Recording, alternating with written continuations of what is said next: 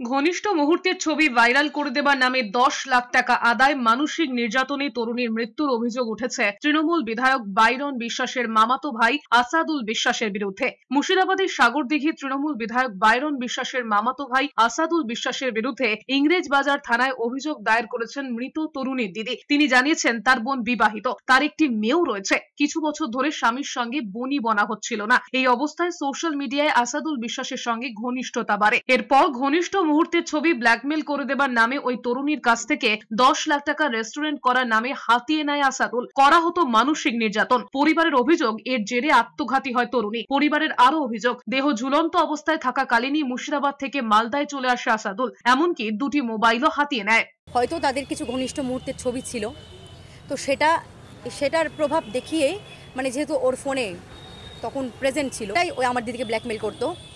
তার সাথে টাকা পয়সারও হয়তো যোগাযোগ ছিল। আমার দিদি কিন্তু ওকে রীতিমতো টাকা পয়সা পাঠাতো, হয়তো ব্ল্যাকমেল করতো। আমি জানতে পেরেছি 10 লাখ টাকার মতো ওকে দেওয়া হয়েছে। আর মামাতো ভাই বাইরন বিশ্বাস, যিনি সাগরদিঘির এমএলএ, দেখাতো আমার এই পাওয়ার আছে, আমার কেউ কিছু করতে পারবে না, এই ক্ষমতাটাই দেখাতো।